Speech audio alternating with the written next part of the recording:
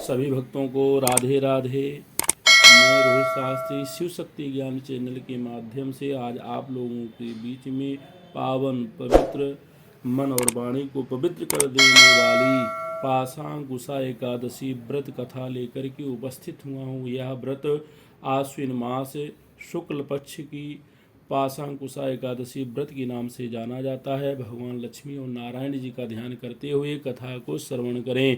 शांताकारं भुजगशयनं पद्मनाभं सुरेशं विश्वाधारं गगनसदृशं मेघवर्णं शुभांगं लक्ष्मीकान्तं कमलनयनं योगभिर्ध्यानगम्यं वन्दे विष्णुं भवभयहरं सर्वलोकैकनाथं। या श्री स्वयं सुकृतिनां भवनेष्वलक्ष्मी पापात्मनां कृतधियां हृदये स बुद्धि श्रद्धा सतां कुलजनां प्रभवस लज्जा तां त्वां नतास्मि परिपालय देवी विश्वम्। अब कथा श्रवण करें।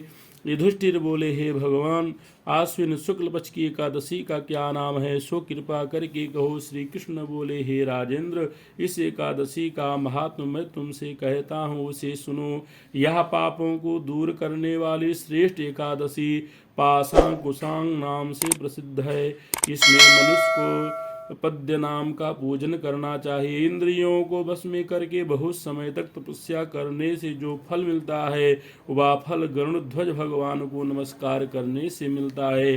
अज्ञान से बहुत पाप करने पर भी मनुष्य पाप नाशक भगवान को नमस्कार करके घोर नरक को नहीं जाते।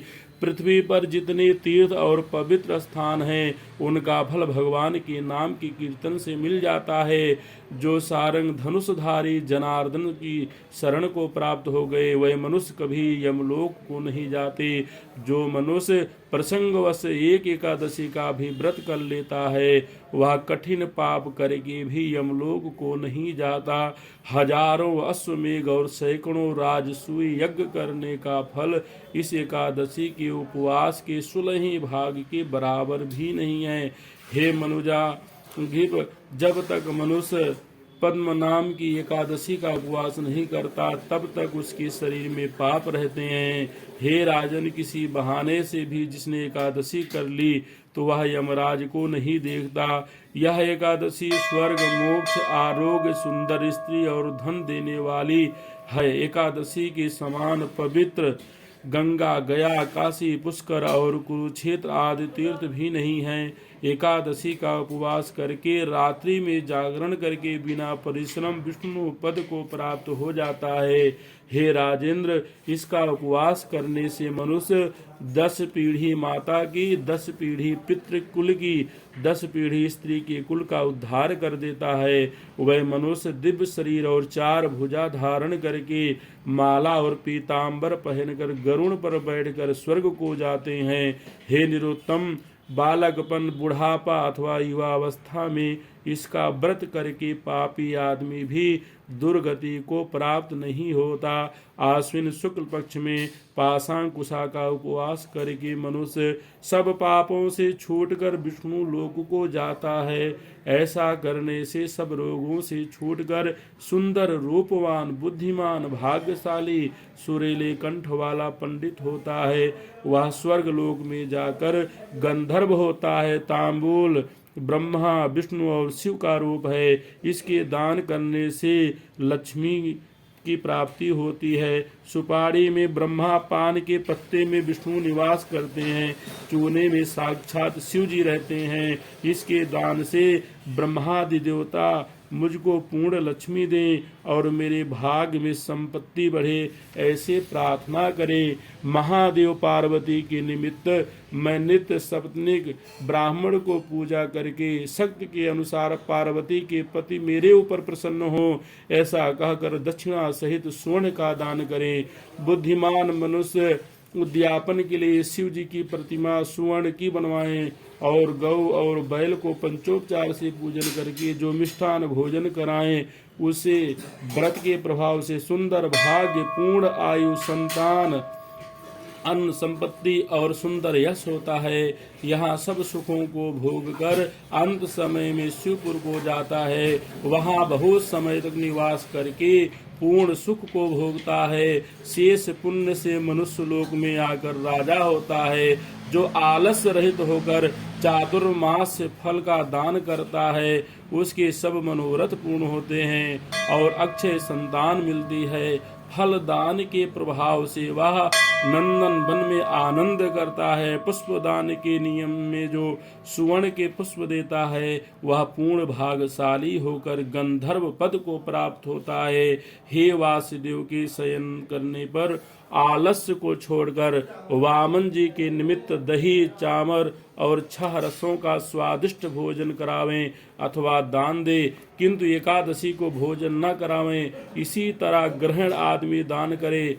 यदि नित्य दान न कर सके तो महीने के 5 पर्वों में ही दान करना चाहिए। चतुर्दशी, अष्टमी, अमावस्या, पूर्णिमा, हर एक रविवार अथवा शुक्रवार को दान करे। दोनों पक्ष की द्वादशी को अवश्य दान करना चाहिए। इस नियम की समाप्ति में शक्ति के अनुसार भूमि, गौ अथवा वस्त्र, सुवर्ण और खड़ाओं का दान देना चाहिए।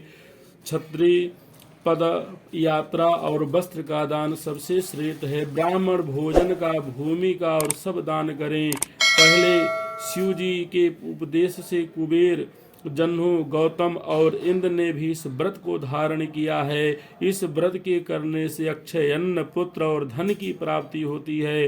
पुष्ट शरीर और पूर्ण आयु होती है और शत्रु का नाश होता है। भगवान का दृढ़ भक्त होकर वैकुंठ को जाता है। आरोग्य, अखंड सुख, रूप और धन मिलता है। उसकी स्त्री बंध्या नहीं होती। यह व्रत अनंत फल देने वाला है। व्रत की समाप्ति में 2 गौदान करके और ब्राह्मण को भोजन करके सब पापों से शुद्ध होकर सनातन ब्रह्म को प्राप्त होता है। जो मनुष्य 1 दिन का अंतर देकर उपवास करता है उसको ब्रह्म, सुवर्ण, संज्ञा, 8 दीपक और गौ दान करना चाहिए।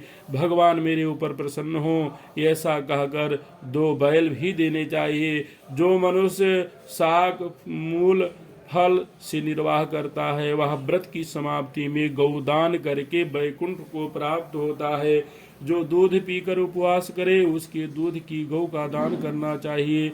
वह सनातन ब्रह्म लोक को प्राप्त होता है। जो दोनों ऋतुओं में केले के पत्ते पर भोजन करता है वह 2 वस्त्र और कांसे का पात्र दे। हिंसक, शराबी, बालघाती, झूठा, स्त्रीघाती और व्यभिचारिणी इस व्रत के करने से पापों से छूट जाते हैं। व्रत की समाप्ति में फंसे कांसे का वासन और गौ विद्वान ब्राह्मणों को देनी चाहिए। जो भूमि को लीप कर नारायण का स्मरण करता हुआ भोजन करता है उसे खेतों के लिए पृथ्वी का दान करना चाहिए। ऐसा करने से वह आरोग्य और पुत्रों से युक्त धर्मात्मा राजा होता है और अंत में विष्णु लोक को जाता है। जो बिना मांगे भोजन करने का नियम करता है उसे 1 बैल स्वर्ण, चंदन और षड्रस भोजन का दान करना चाहिए। इससे परम गति को प्राप्त होता है। जो भगवान के शयन करने पर नक्त व्रत करता है और ब्राह्मण को भोजन कराता है यह शिवलोक में सुख भोगता है। जो एक बार हल्का भोजन करने का नियम करके भगवान का पूजन करता है वह स्वर्ग को जाता है। नियम की समाप्ति में ब्राह्मण भोजन कराकर यथाशक्ति दक्षिणा देनी चाहिए। जो मनुष्य धरती पर सोता है उसको सामग्री समेत संज्ञा देनी चाहिए।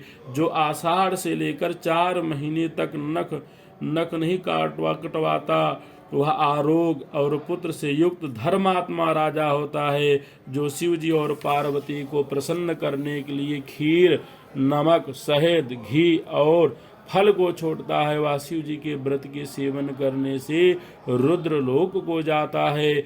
जो जौ अथवा चावल खाता है वह पुत्र, पौत्र आदि सहित शिवलोक में आनंद करता है। भगवान का भक्त तेल लगाना छोड़कर जो वर्षा ऋतु में भगवान की पूजा करे तो वह वैष्णव की गति को प्राप्त होता है।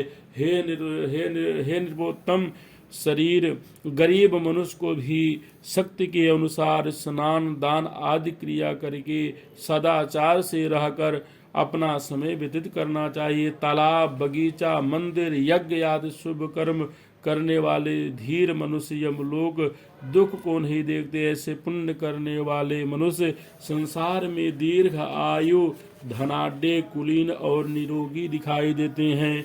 बोलो लक्ष्मी नारायण भगवान की जय। भगवान नारायण सबके ऊपर कृपा करें, आप लोग सुख धन धान्य की वृद्धि हो और प्रसन्नचित रहें, निरोग रहें, ऐसे हम भगवान से प्रार्थना करते हैं।